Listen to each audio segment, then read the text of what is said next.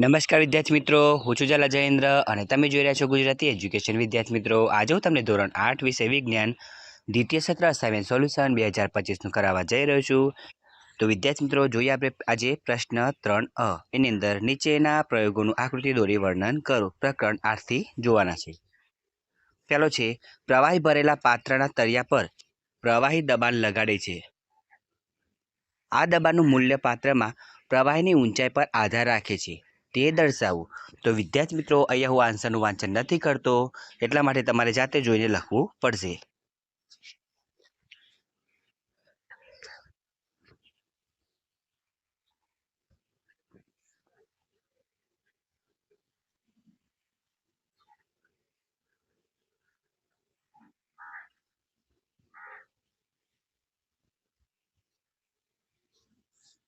હવે એની આકૃતિ જોઈએ આપણે.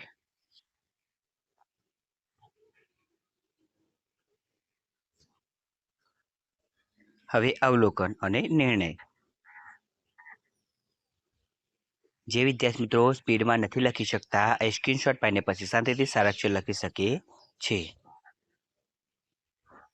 હવે નંબર 2, પાત્રમાં ભરેલ પ્રવાહી પાત્રની દિવાલ પર દબાણ લગાડે છે તથા આ દબાણનું મૂલ્ય પ્રવાહીના સ્તંભની ઊંચાઈ પર આધાર રાખે છે, તે દર્શાવવું.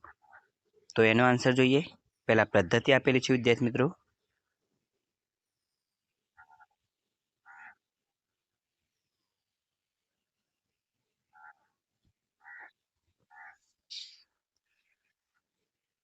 હવે એની આકૃતિ અને અવલોકન.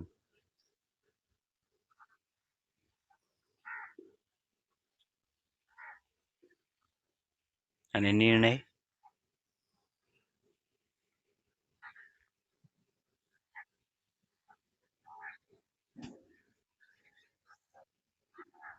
નંબર 3, પાત્રમાં ભરેલું પ્રવાહી એક સરખી ઊંડાઈએ એક સરખું દબાણ લગાડે છે, તે દર્શાવવું. તો પહેલા પદ્ધતિ વિદ્યાર્થી મિત્રો જોઈએ આપણે.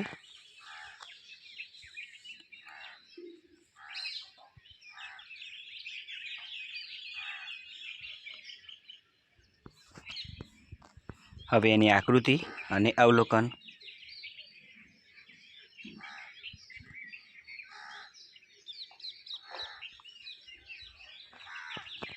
તેનો નિર્ણય.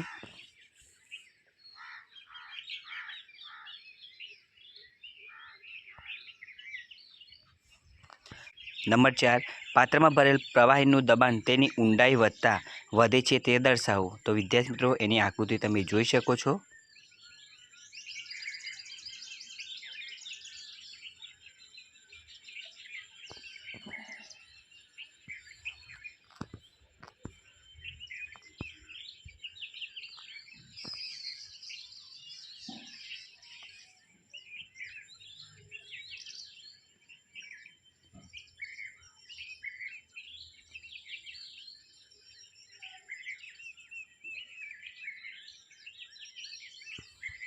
હવે પ્રકરણ 9 થી 13ની આકૃતિઓ વિદ્યાર્થી મિત્રો જોઈએ આપણે. નંબર 1, 2 સમક્ષિતિજ સપાટીઓની સંપર્ક સપાટી પર પ્રવર્તતું ઘર્ષણ બળ બે સપાટીઓની જાત પર આધાર રાખે છે, તે દર્શાવવું. તો આકૃતિ તમે જોઈ શકો છો. એની પદ્ધતિ.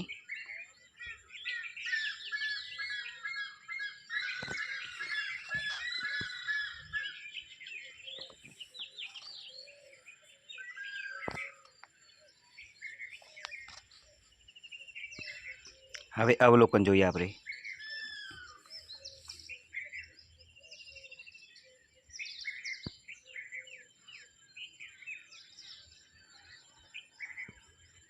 હવે નિર્ણય.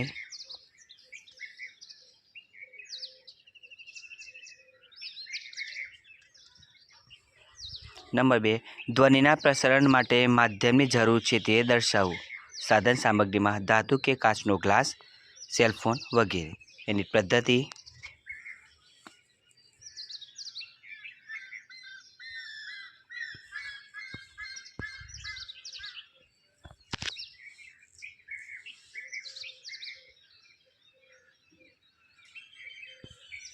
આકૃતિ વિદ્યાર્થી મિત્રો તમે જોઈ શકો છો.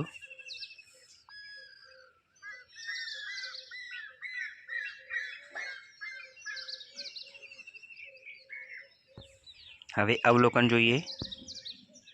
અવલોકન અને નિર્ણય.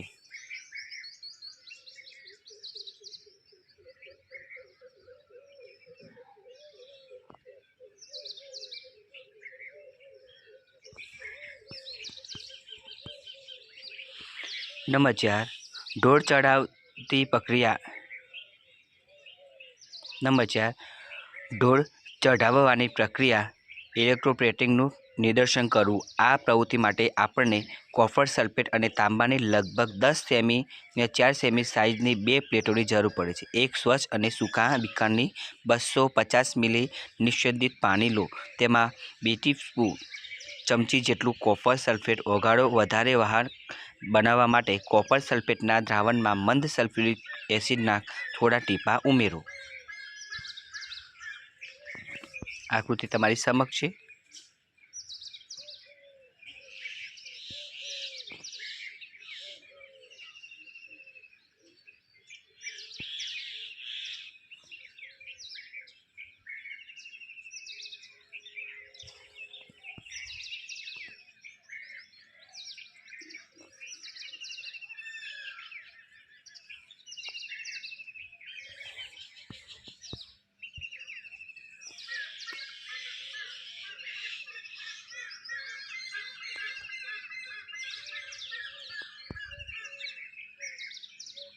અવલોકન અને નિર્ણય જોઈએ.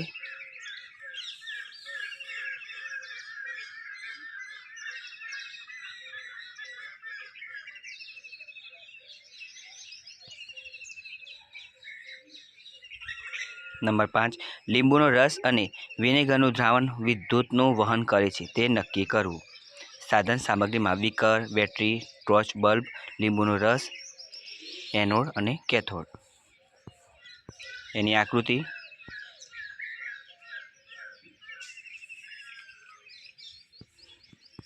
હવે પદ્ધતિ જોઈએ.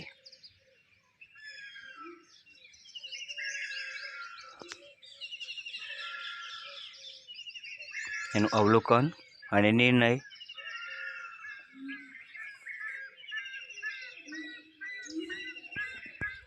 નંબર 6, સમાન વીજભારિત પદાર્થો એકબીજાને અપાકર્ષે છે અને અસમાન વીજભારિત પદાર્થો એકબીજાને આકર્ષે છે તે સાબિત કરવું.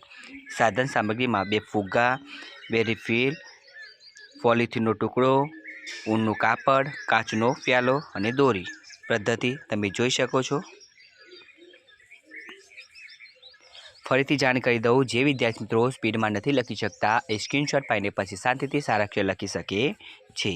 હવે આપણે પદ્ધતિ જોઈએ.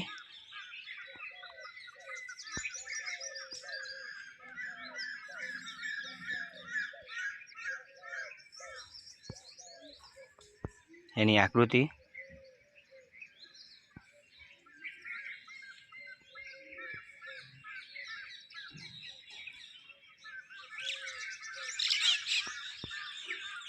પદ્ધતિ.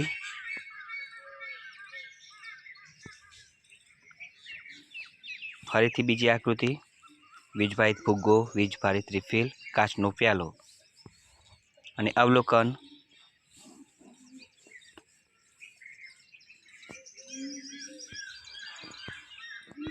હવે એનો નિર્ણય જોઈએ આપણે.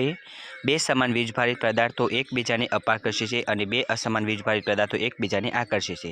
નંબર 7, સાદું ઇલેક્ટ્રોસ્કોપ બનાવવું અને તેનું કાર્ય સમજવું. તો વિદ્યાર્થી મિત્રો પહેલાં સાધન સામગ્રી પછી આકૃતિ જોઈએ આપણે.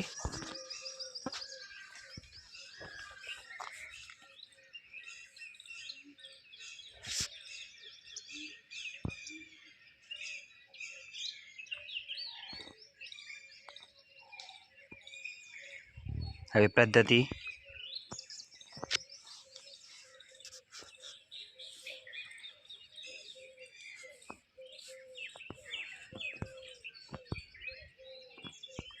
હવે અવલોકન.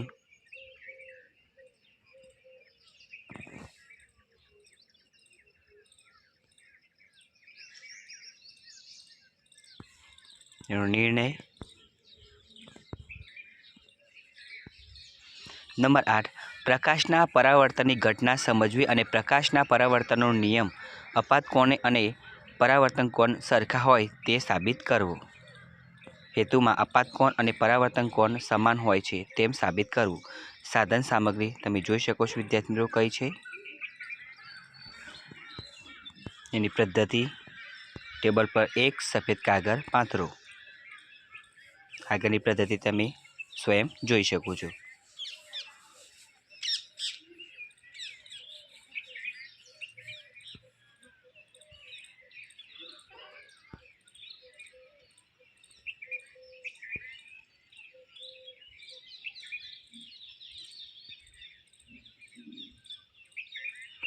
તો વિદ્યાર્થી મિત્રો, તમને અમારી આ વિડીયો પસંદ આવી હોય તો વિડીયોને લાઇક કરો, કમેન્ટ કરો, શેર કરો અને સબસ્ક્રાઈબ જરૂર કરો. ધન્યવાદ.